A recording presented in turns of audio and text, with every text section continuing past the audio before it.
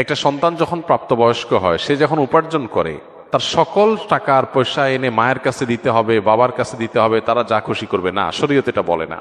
শরীয়ত বলে সম্পদ যে উপার্জন করেছে এর ব্যাপারে অধিকার একমাত্র তার। হ্যাঁ, উপার্জিত সম্পদ থেকে মার চলার জন্য, মার বেঁচে থাকার জন্য, সুস্থতার জন্য, চিকিৎসার জন্য যেটা প্রয়োজন সন্তান হিসাবে সাধ্য অনুযায়ী, মায়ের নিজের না থাকলে বা দেওয়ার মতো ব্যবস্থা না থাকলে অবশ্যই সন্তানকে সেটা বহন করতে হবে। আর স্ত্রীর সর্বাবস্থায় স্বামী হিসাবে স্ত্রীর ভরণ পোষণ এটার ব্যবস্থা করতে হবে। এর বাইরে উদ্বৃত্ত টাকা সেটা ছেলে কি মাকে উপহার হিসাবে অতিরিক্ত দিবে, না স্ত্রীকে দিবে, না কাকে কত দিবে, নাকি আদৌ কাউকে না দিয়ে নিজের অ্যাকাউন্টে রাখবে, এটা একান্ত তার ব্যাপার। এখানে শরীয়ত মা বাবাকে ইন্টারফেয়ার করার অধিকার দেয় নাই সেইভাবে যেভাবে আমাদের অনেক মা বাপ মনে করেন যে তাদের অধিকার আছে। ছেলে বিদেশ গেছে, উপার্জন করে টাকা পাঠাবে সব বাপের নামে মায়ের নামে, তারা যা খুশি করবে, তারা সেখান থেকে বৌমাকে যা দেওয়া দিবে আর যা দেওয়া দেওয়ার না দিবে না। এভাবে আসলে ইসলাম মা বাবাকে এতটা অধিকার দেয় না যে সম্পদ সারা জীবন যা কামাই করবে সব বাপ মা যা ইচ্ছা তা করবে। জি না, এই সুযোগটা নেই। অনেক মা বাবা এটা জানেন না এবং এখানে অনধিকার চর্চা করেন তারা। সন্তান হিসাবে অবশ্যই মা বাবার সামনে যত বেশি সম্ভব নিজেকে বিনয়ী করে তুলবে, সমর্পণ করবে, তাদের কথা মতো চলার চেষ্টা করবে। তাদের লাগবে 10 টাকা, সম্ভব হলে 15 টাকা দিবে। তাদের যা দরকার তার চেয়ে বেশি দেওয়ার চেষ্টা করবে, তাদের চাহিদার চাইতে বেশি সেবা করার চেষ্টা করবে। এটা সন্তানের জায়গা থেকে তার মানসিকতা থাকা উচিত। মা বাবার প্রতি কর্তব্য বোধের জায়গা থেকে তারা আমাদের মা বাবা।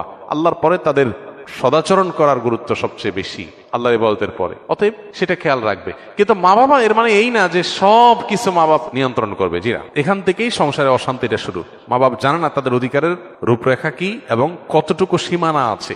এর বাইরে তারা মা বাপ হিসাবেও অধিকার চর্চা করতে পারে না বা তাদের ক্ষমতা তারা জাহির করতে পারে না। এটা আমাদের সমাজে জানাশোনা নেই। এই জায়গা থেকে সমস্যাগুলো তৈরি হয়। একটা হাদিস আছে, সেখান থেকে কিছুটা অনেকে ভুল বুঝেন। হাদিসটার হলো এই, নবী সাল্লাল্লাহু আলাইহি ওয়াসাল্লাম বলেছেন, আনতা ওয়া মালুকা লি আবিক, তুমি এবং তোমার যাবতীয় এবং সমুদয় সহায় সম্পদ সব তোমার বাপের, মায়ের, বাবা মায়ের। এই হাদিসের মানে অনেকে মনে করে যে কেউ যা কামাই করবে সারা জীবন যত কিছু করবে সব বাপ মার।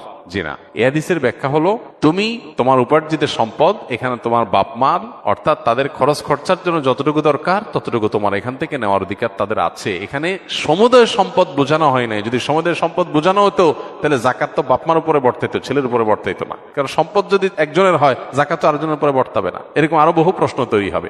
এই জন্য এই হাদিসটার ব্যাখ্যা আমরা অনেকে ভুল বুঝি এবং এর ফলশ্রুতিতে অনেক মা বাপ একটু বাড়াবাড়ি করেন, সীমা লঙ্ঘন করেন এবং সেক্ষেত্রে স্ত্রীর সাথে ছেলের দূরত্ব তৈরি হয়। এগুলো আমাদের ব্যালেন্স করতে হবে এবং একইভাবে আপনার সম্পদের ব্যাপারে স্ত্রীরও এই মানসিকতা থাকতে হবে যে স্বামী তার উপার্জন করার পর আমার ভরণ পোষণ ঠিকঠাক মতো দিচ্ছেন কিনা। যদি দেন, এরপর বাকি সম্পদ তিনি কি করবেন? তিনি কি তার মাকে দিয়ে দিচ্ছে অতিরিক্তটা, না ভাইকে দিয়ে দিচ্ছে, বোনকে দিয়ে দিচ্ছে? এটা একান্ত তার ব্যাপার। আমার এটা নিয়ে মাথা ঘামানোর দরকার নাই, হেডেক নেওয়ার দরকার নাই। বেশিরভাগ মহিলাই অহেতুক পেরেশানি করে নিজেও কষ্ট পায়, সংসারটাকে অশান্তি করে।